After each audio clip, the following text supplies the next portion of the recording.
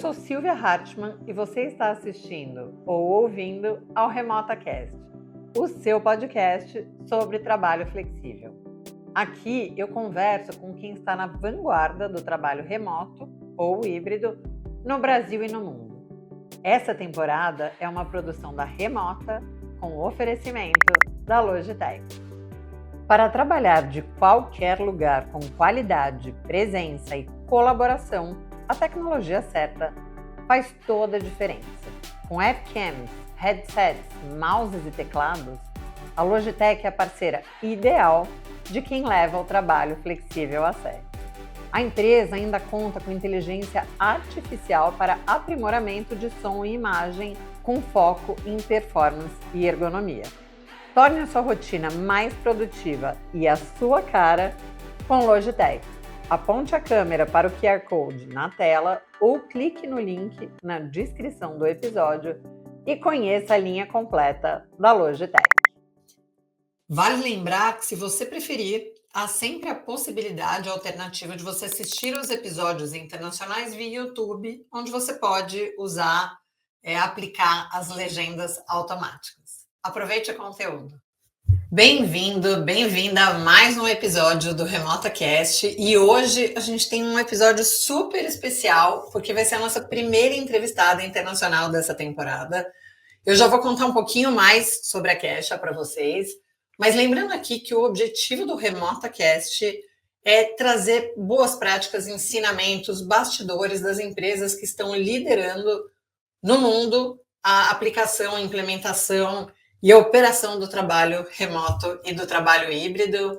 Fico feliz que você esteja aqui de volta e hoje a gente vai ter esse episódio super bacana sobre comunidades virtuais, porque a Kasia, ela é a pessoa responsável pela comunidade Running Remote.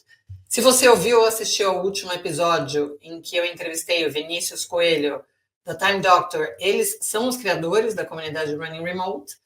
E hoje você vai ter bastante oportunidade de aprender mais sobre a comunidade e sobre como gerir uma comunidade remota, global, com as pessoas super engajadas e super participativas.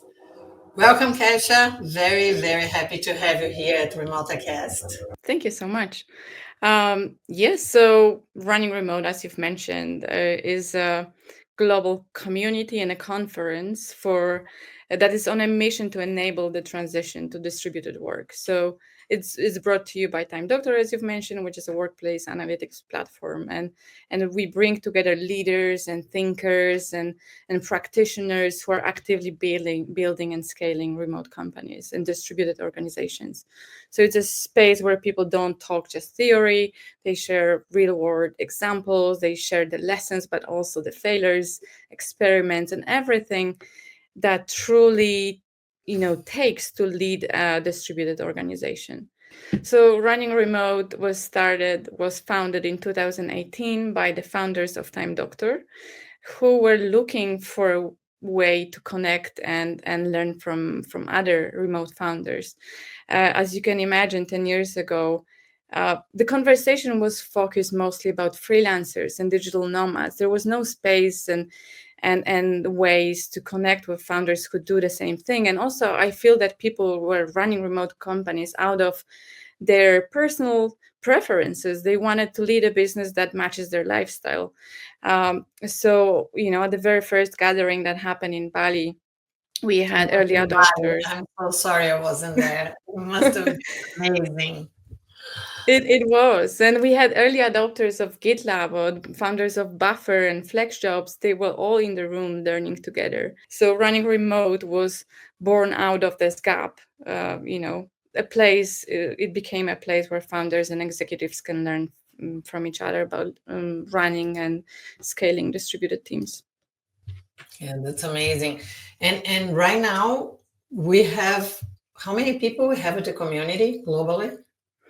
Yes, so the community, like the conference, we bring together every year about 500 people. That's an in-person gathering, but about half of these people are part of the community. The community is highly vetted, so we only accept founders, people, executives, and workplace experience leaders at global distributed big organizations, enterprise size. That's why it's a bit smaller than the conference itself.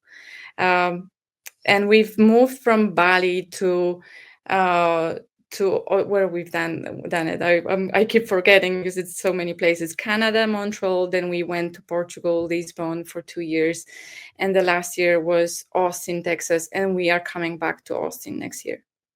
Yeah, and I'm working hard to take a group of Brazilians next year. I was astonished to be not astonished. I was impressed that I was probably the only Brazilian representing.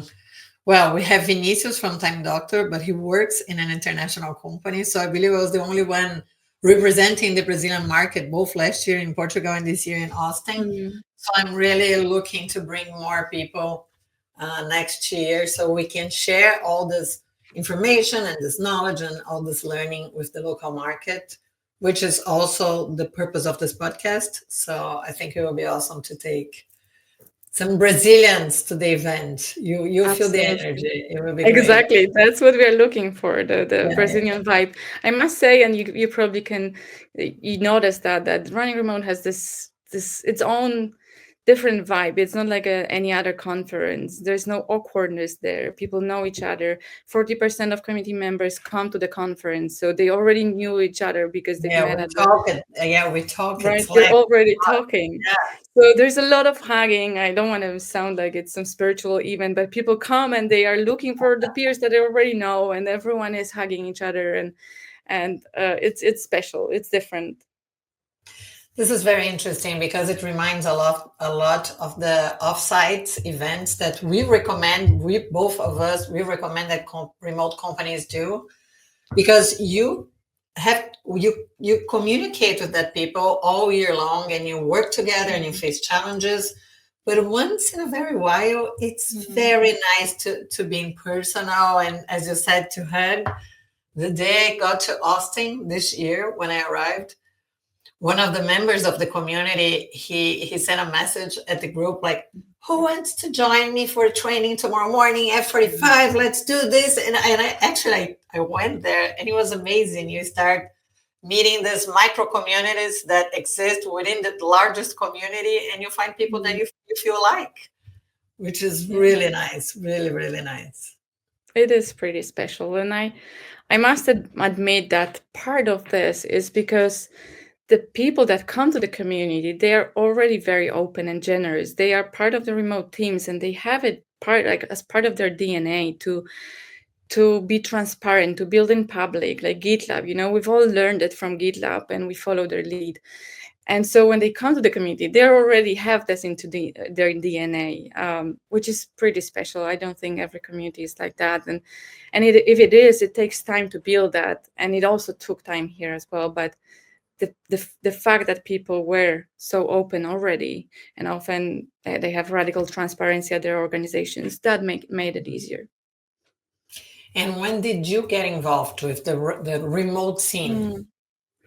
Yeah, so this is very interesting because I wasn't part at the Bali event. I wasn't part of the team, but I was in Bali at that time working for a co-working space, the first co-working space in Bali that brought all the digital nomads to Bali. So when Running Remote was first to launch in Bali, they approached us to help them on the ground. So I was like part of the team, but I actually wasn't.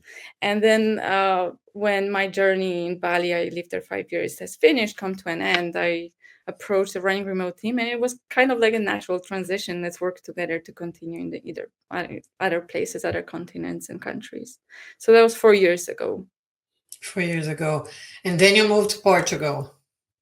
Yes. So then I moved to Lisbon, and I lived in Spain when I was pregnant and I gave birth to my daughter, and we moved back to Portugal, and that's our home now. Nice. And now you're where you're right now.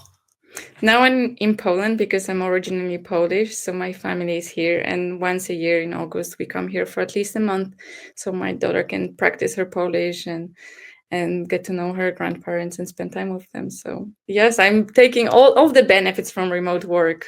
Yeah, that I'm was exactly definitely. my point. See how the beauty of remote work. I'm at the ocean side of Mhm. São Paulo. You were speaking from Poland, and we met in Portugal, and we saw each other again at Austin, and we are in touch all year long. So this is something you can't ignore, even Mhm. because, as we all of us normally say, it's more than working remotely. We are all distributed.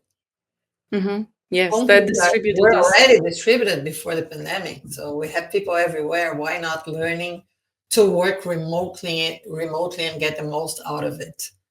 Yeah. Distributed is like a bigger term to that hybrid and remote first. All of this come under the umbrella of distributed, right? But yes, you're right. Like it's incredible that I meet people from Bali all around.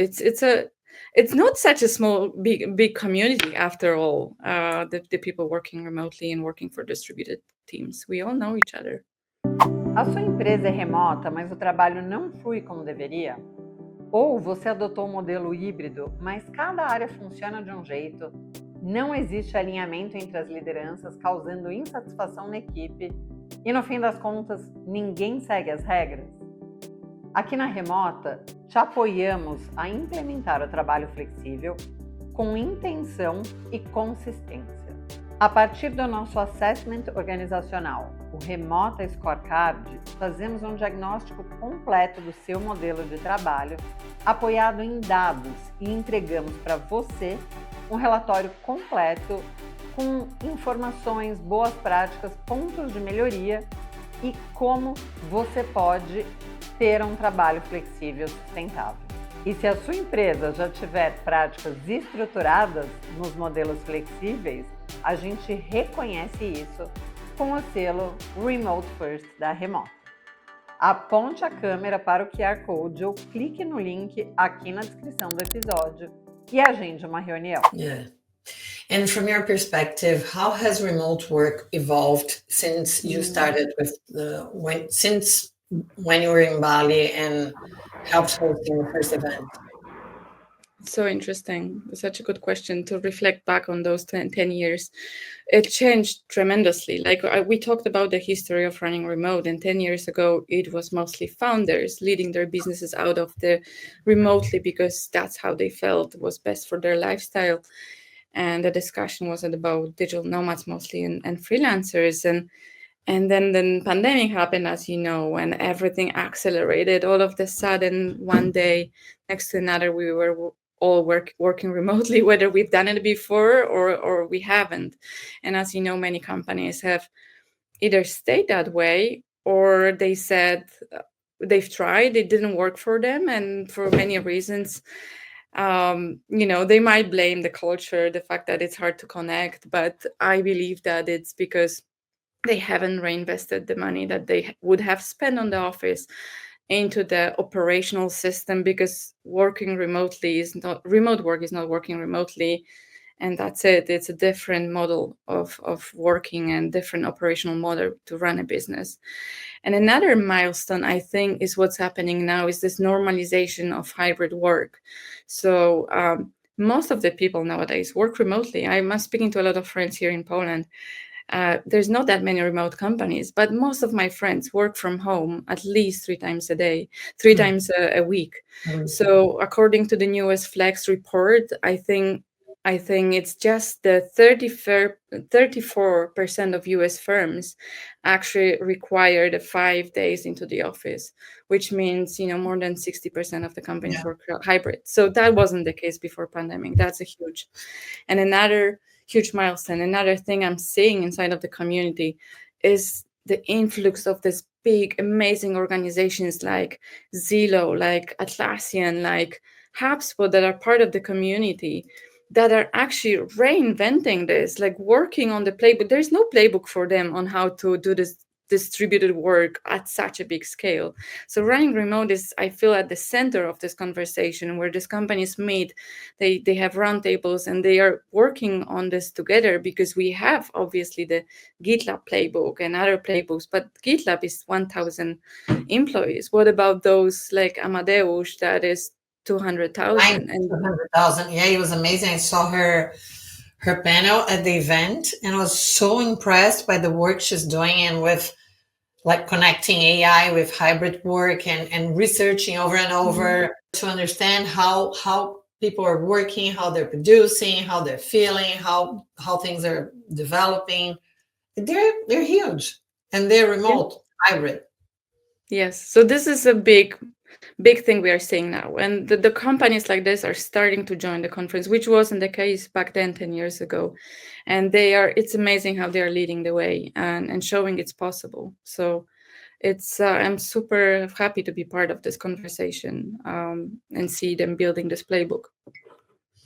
Yeah, well, last year was my first event. Maybe I was still finding my way, but the impression that I have is that in Austin, the content in Austin was so strong, so actionable. You had so many different best practices and cases and benchmarks, from large companies to small companies, from B system companies. It was very complete. It was very, very nice, because I felt that you were actually supporting any type of remote operation. You're not talking only to those tech companies that already work with Agile and decided to be remote because the developers don't want to go back to the offices, because that's what people think. They think that the only companies that are really remote right now are the ones that work with tech. And that's not real.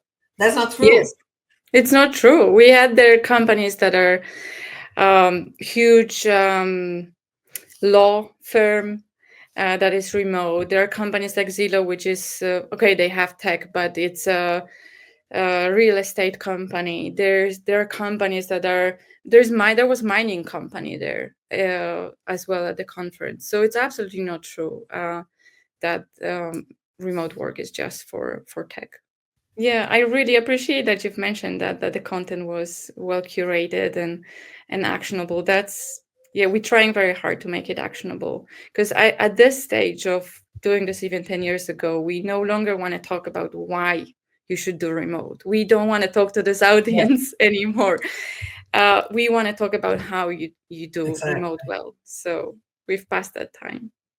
Yeah, and this is exactly how we feel at Remota. We are over in like convincing people that remote and hybrid are good.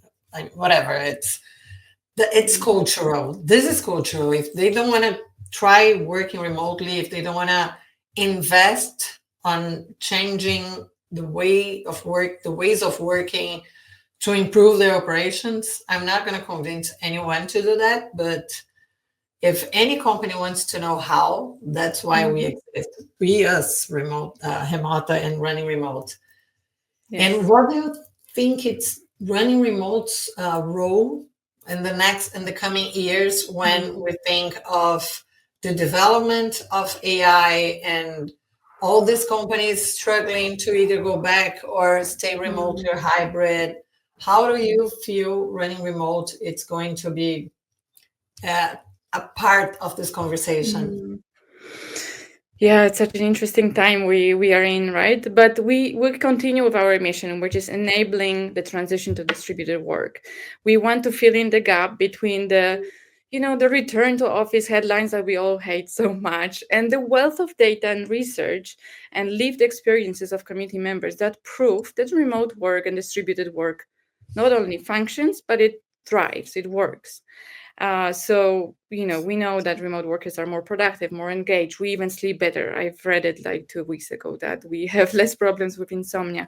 And businesses profit from these setups without losing on productivity, on culture, and it's absolutely possible to build a company and remote company and culture remotely if it's intentional. So we want to, I see us as a, like we want to shift the narrative. Like, remember Nick Bloom when he said, please don't click on these articles that say return Engage to all office. those posts. They're saying that remote is over. Yeah. Right? Don't click on those. Click on those that showcase the evidence, that amplify the success stories, that give leaders the playbooks and all the resources. So we want to fill in that gap and focus on the positive sides of this. And there's so many organization and research on Gallup, MIT, Stanford, on literally any myth about remote work. And on all of these myths that are out there. So we don't need to do that, I believe, as running remote. We need to amplify the positive sides of it.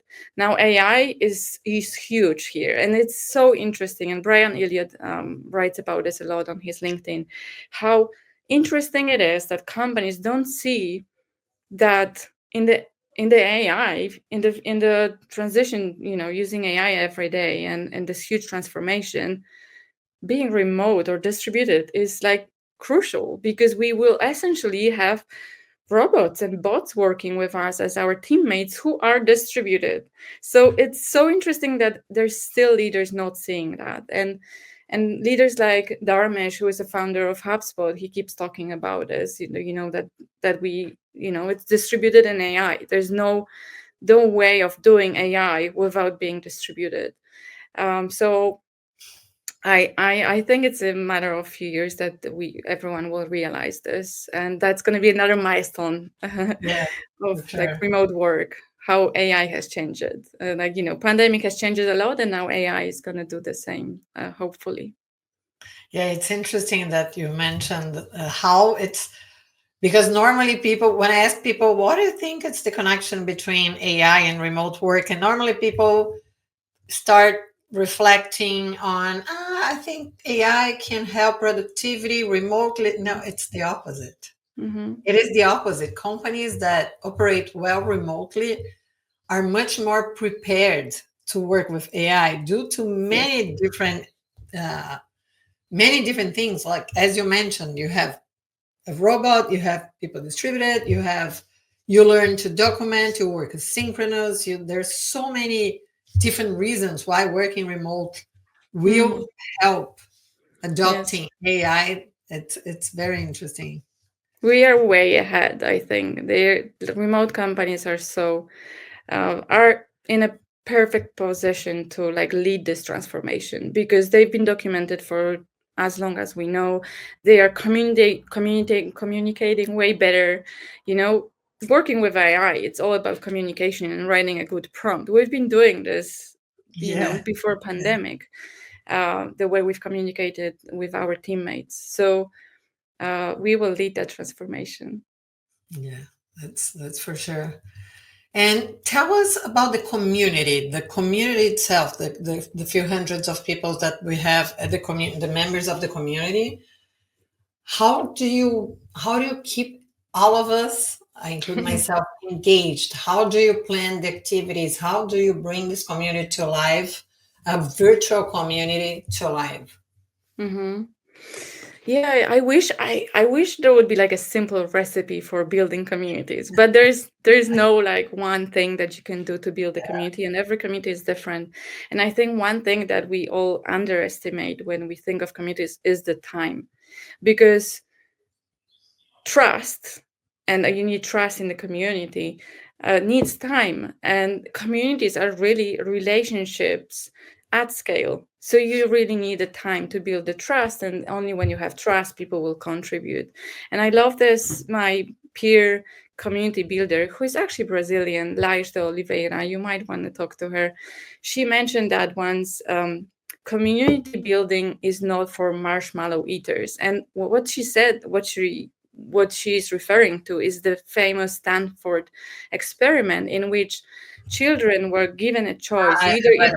Yeah. You either eat one marshmallow now, or you get another one, but you need to wait. And it showed the effect of delayed gratification. And in the context of community building, that means if you are going to eat your marshmallow very fast and you don't want the other one, you are not going to build the community. You need to wait. It takes time. That's what she referred to. So I love that analogy. So at running remote, we've built that by psychological safety, creating psychological safety first, showing members that it's a space where there's no wrong questions, wrong answers, that there's you are all open here to share not only best practices but also the failures, and allowing this vulnerability to emerge, and also modeling it, right? Like me, myself, and the founders, we're also talking about all the failures at the very beginning, as well, being open about that. So this was very important. This is very important: psychological safety, vulnerability, when it comes, and the time when it comes to creating communities. Yeah, you have to be resilient and patient and invest time, effort, energy, and weight. This is something I've been learning in my life, in many different areas of my life. That's real. And how do you manage it, like, in practice? Do you have different? Well, I know because I'm there, but I would like you to share the channels and the integrations and the donuts, the coffees. What is your? How do you onboard people? Yeah. There's a lot of things happening, not in the summer, because I've learned summer is quiet and we need to just all take a break. I've learned, I think we will talk about it later on, but I've learned to just like give everyone space and myself allow for a bit of break. But so as you know, it runs on Slack, which is not the perfect platform for community building, but it works for us because all of the remote companies, or at least I think 90% in our case, are using Slack. So it's a plus because they're already there, but it's also minus because you need to grab their attention, move their mind from their Slack to ours. So there's lots of initiatives that I have tried in the past. So community building is a lot about experimentation. So as I said, there's no one community that's the same like the other. So you'll have to try different ways of engaging people. What has worked for us are a lot of this is happening async, and it makes sense. It's after all, we are all remote leaders, so we participate a lot in async conversations in Slack, and even the Ask Me Anythings are happening async. So we have some member of the community joining Ask Me Anything async, meaning they introduce themselves on Monday and they have a week to respond to members' questions throughout the week and in writing. There is no event. We don't join on a sync event to do that. For the founders, which I feel is the hardest part of the community to engage, because their mind is everywhere, it's scattered. They are the busiest people inside of the companies.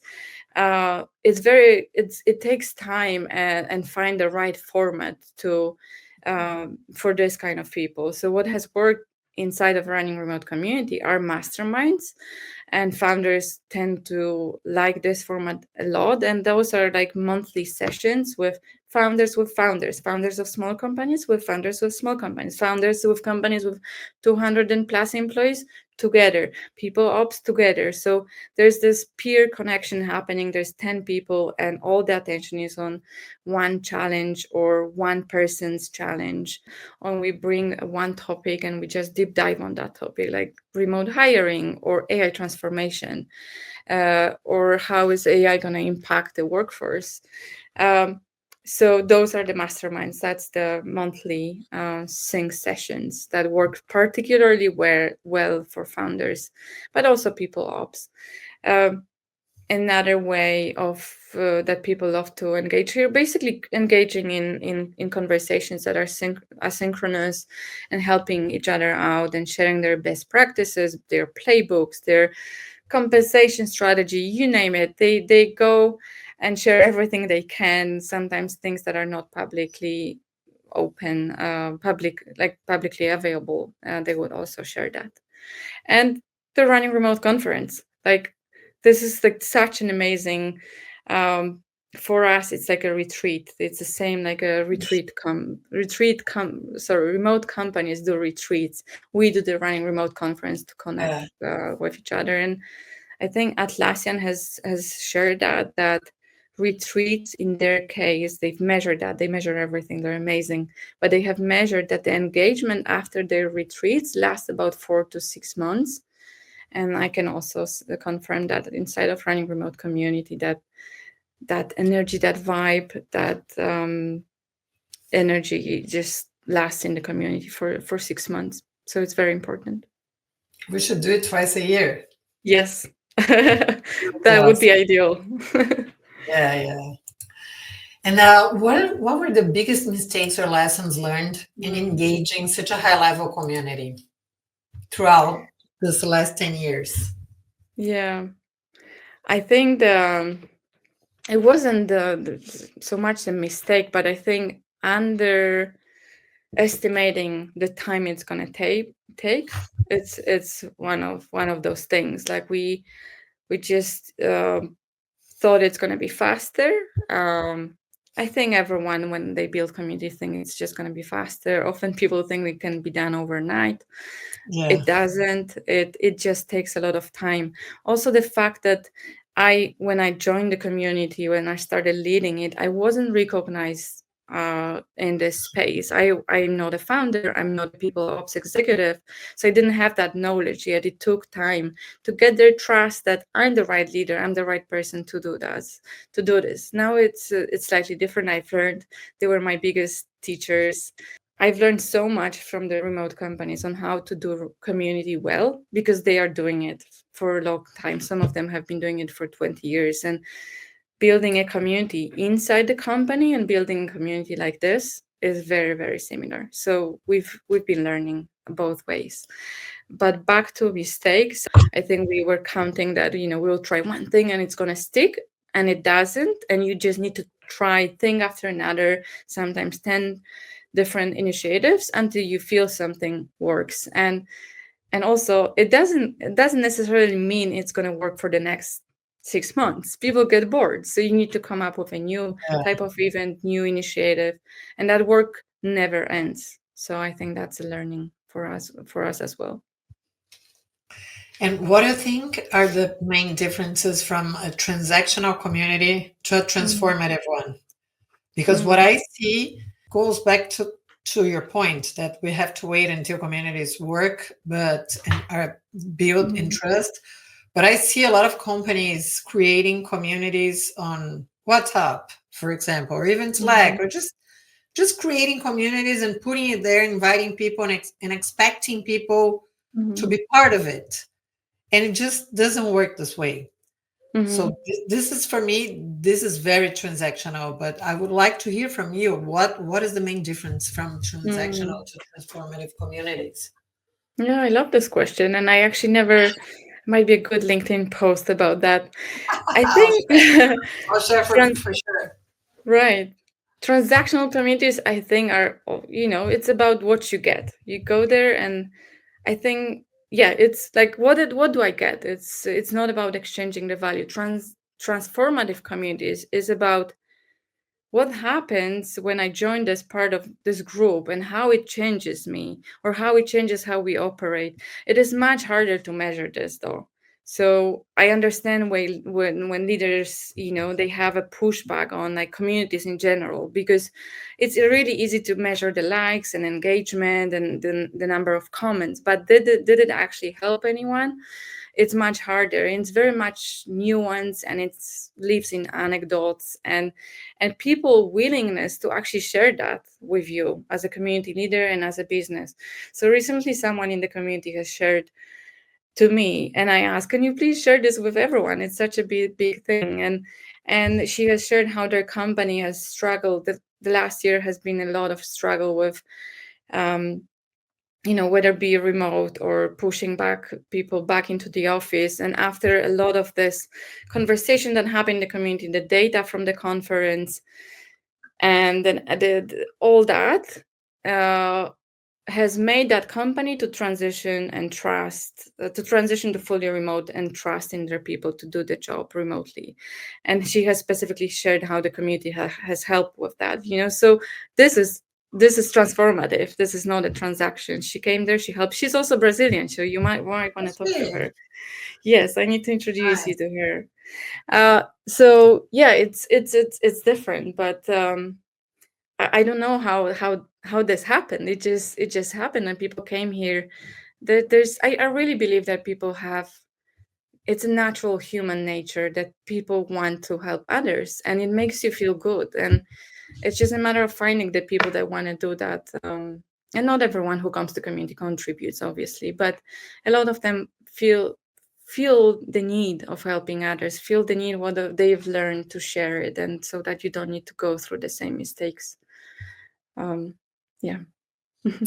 Yeah, I remember when you did my onboarding, I remember there's not a set of rules, but recommendations. And one of them is before asking, answer, something like that. Can you remind me? Can you share how this works? Before you ask a question, we have that unwritten rule, written actually. Before you It's written, yeah. Ask a question, contribute at least twice. So I'm not checking this, I don't have a bot AI checking. Did you actually do that? But it sets the culture. It sets the tone. Like, we want you to contribute. We want you to be part of this, but please also, contribute to others' questions. And there's this feeling I bet when you first join, you're like, probably they talked about it. Probably it's the basic question. That's why I love jumping on onboarding calls like with you, and have a chat about your challenges, and encourage you to actually ask this question, because with the worst that can happen is that I will share the resources that or conversations that we've already had on that topic, and others who have joined recently will learn as well. So there is nothing wrong is going to happen if we keep talking about the same thing. It can just help others people as well. Yeah. No, I was very flattered when you let me in. And I was very happy with our conversation to see, learn, and understand all the resources that the community offers. You also have a very complete and rich library. Can you talk about the library? So I think accidentally we've built the biggest playbook or library out there on remote and distributed work, because we've been running this community for 4 years. We've been having so many conversations, from how do you compensate your remote team, to how do you lead remotely, to how do you run retreats, and what do you do at these retreats, and how much you spend on retreats. So I've been documenting all of this in Notion for 4 years. And now, thanks to AI, it's all accessible at your fingertips. You just go to Slack, you ask a question, how much remote teams are spending on retreats?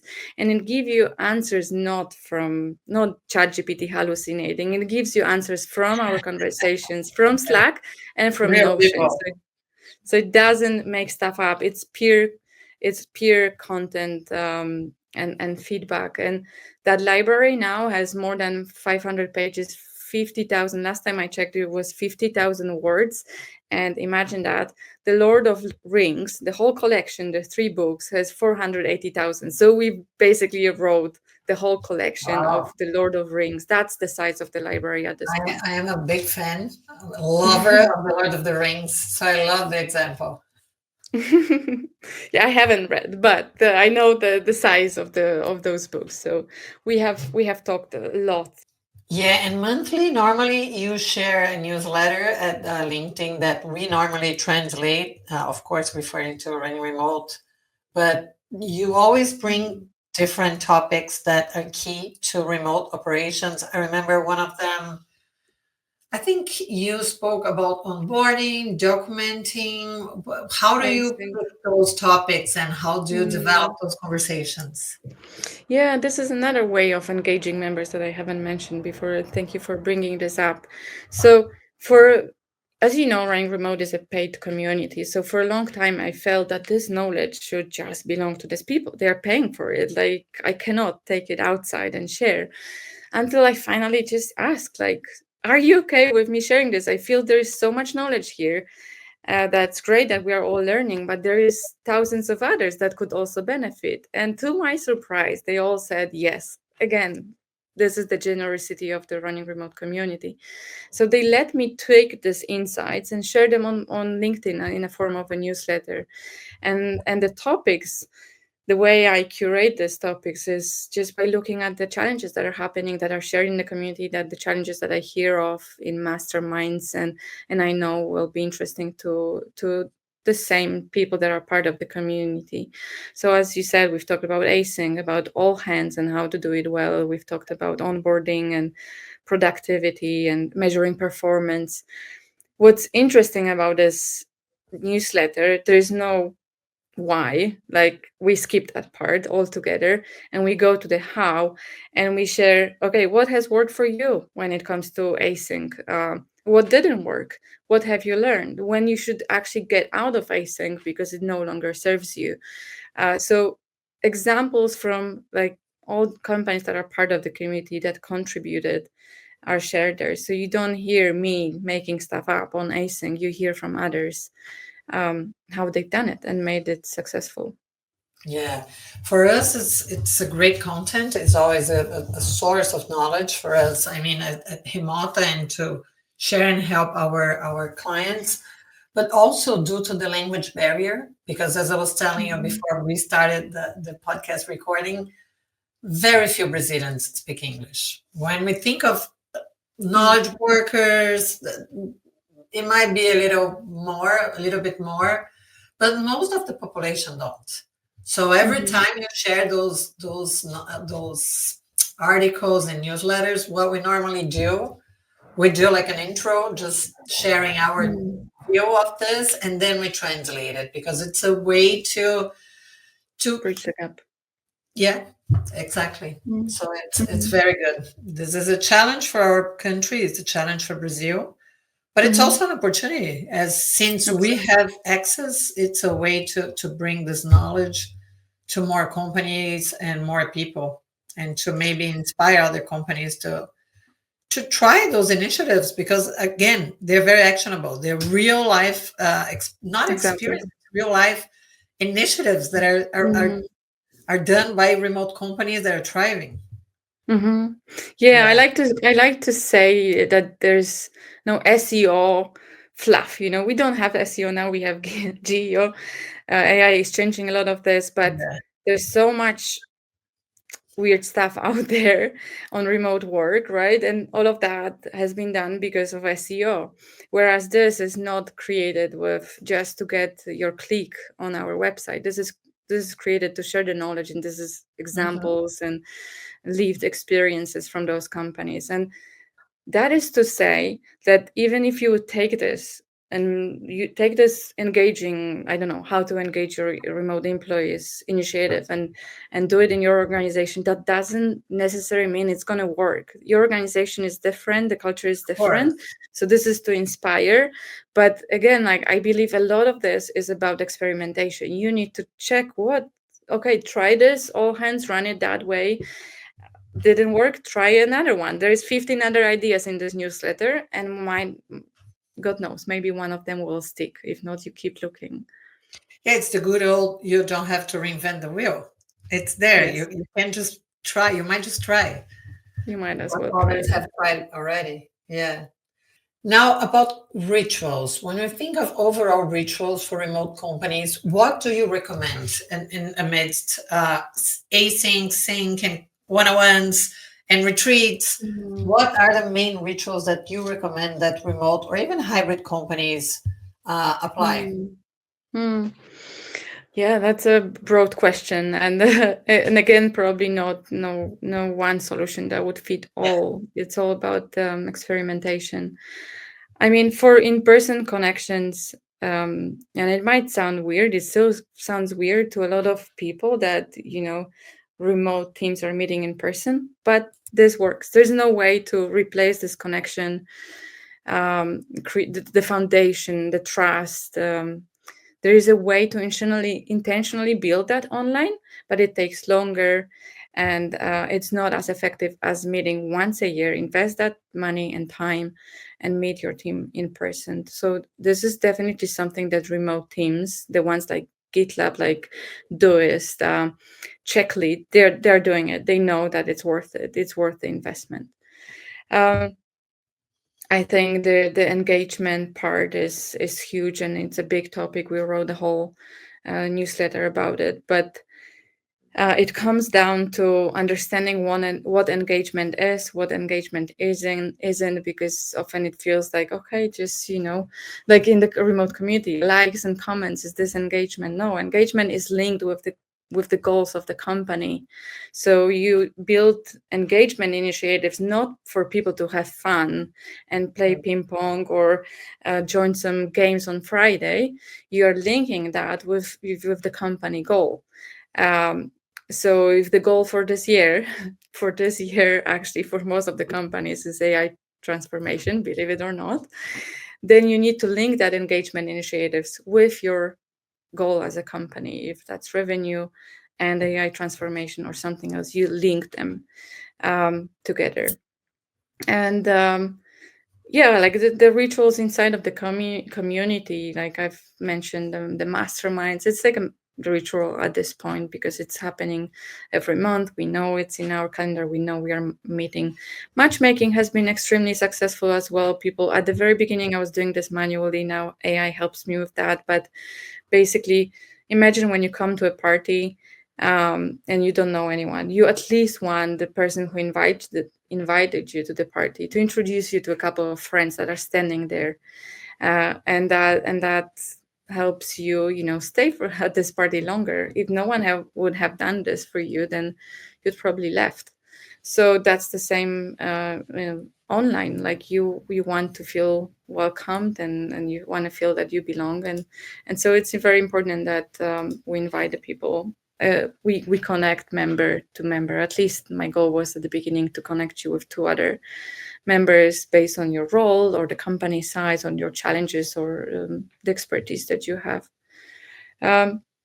So, but broadly speaking, I think that the documentation is extremely important. I haven't mentioned that. As you lead remotely, you need to have a culture of documentation, written communication. You also change the hiring because you want to hire people that thrive in async, that write well. So a lot of things, engagement. Yeah, that's awesome. Well, we are approaching the end of our conversation, but I still have a few questions I'd love to ask you.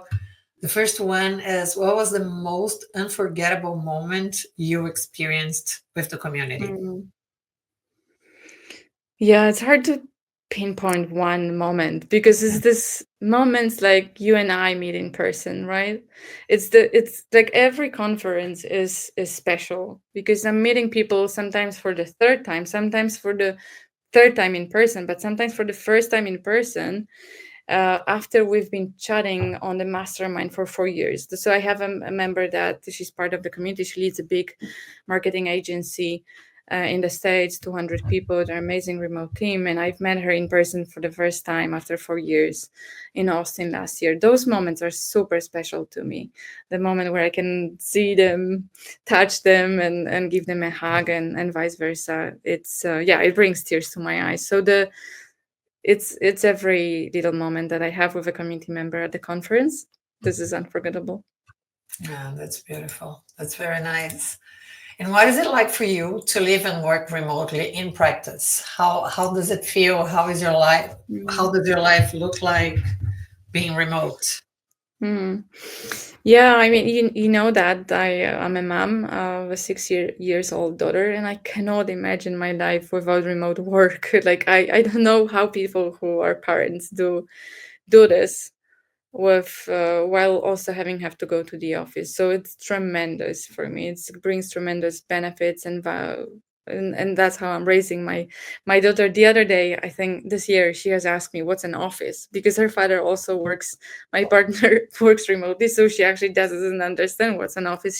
She goes to a school that's in the forest, and so that concept of like going somewhere to work for her is, and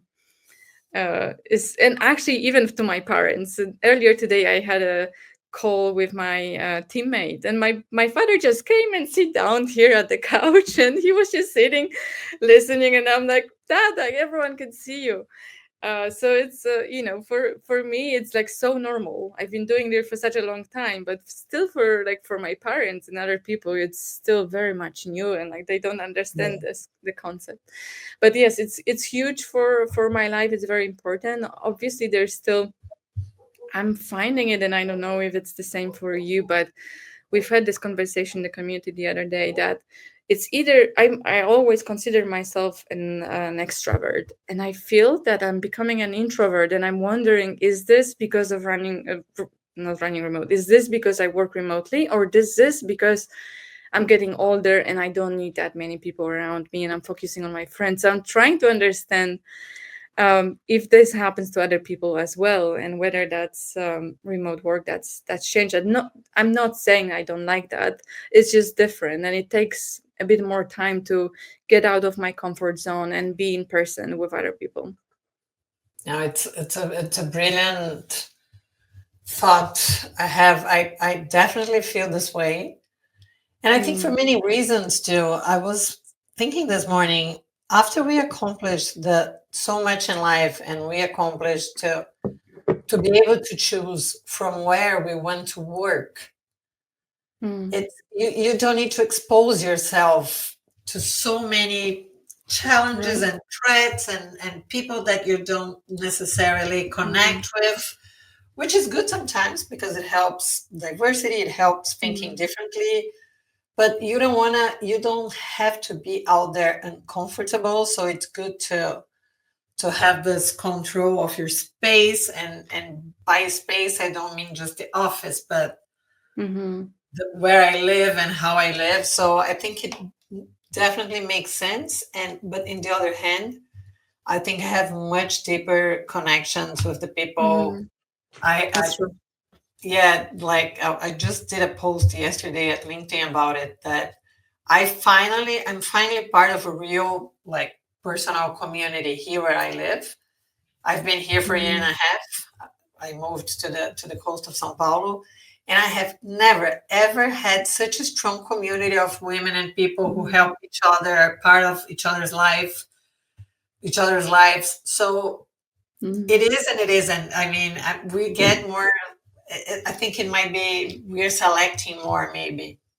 Yeah, I think so. And also, one thing that is very important, where people say that that remote doesn't work because the connection. I'm thinking it's not the work to blame. You are responsible for your own relationships in your life, and you should build your own community. You should talk to the lady in the shop. You should go and I don't know, when you do Neighbors, Pilates, chat with this. spirituality, religion. Exactly. I mean, there's so That's many your job.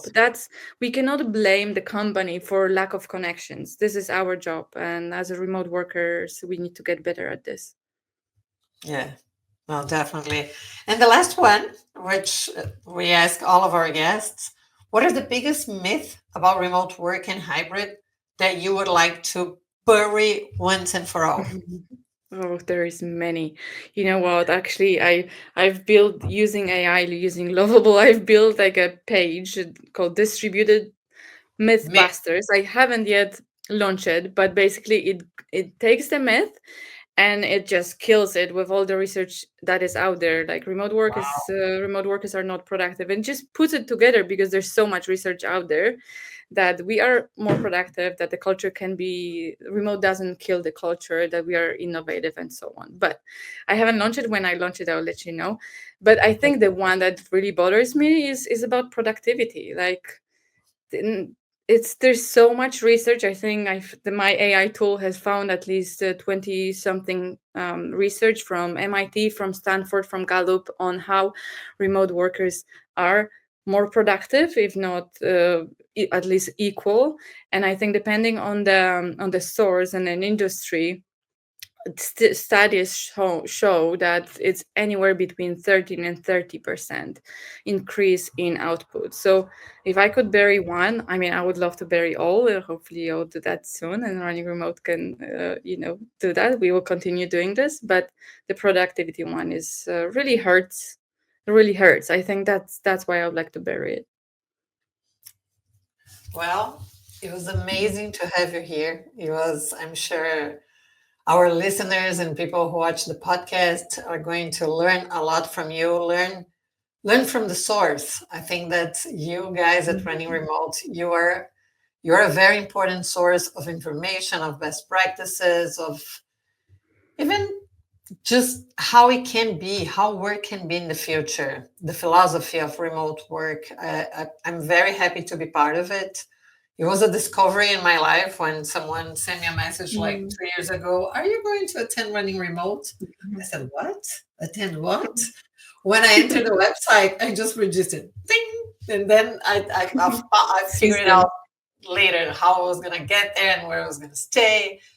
But it's just so amazing to be in a place where you have people that share the same ideas and that bring more insights and numbers and, well, all the insightful conversations that we have.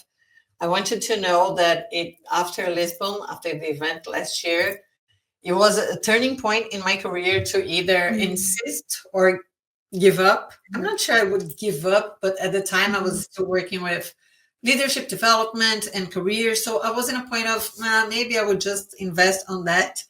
But after Running Remote, I made my decision to fully focus on remote work at Remota. Then the company got this name. It wasn't Remota before. So you are the source, and I'm very happy to have you here. It was a pleasure, and I definitely learned a lot. Thank you so much, Sylvia. I'm very glad that our path has crossed last year in Portugal. Still remember that conversation, and I'm so grateful for this invitation, and I'm super excited about bringing Brazilians to Running Remote. It's so close. Like, there is no excuse now. We brought it to Austin. You are just a flight away, probably a few hours. So let's do it. Let's bring this knowledge to Brazil and bring Brazilians to Running Remote. Yeah, Thank you. Thank you. Obrigada por ouvir o Remotacast com oferecimento da Logitech. Acreditamos que o futuro do trabalho vai muito além das paredes e que modelos flexíveis, bem desenhados, transformam empresas, cidades e a vida das pessoas. Até o próximo episódio!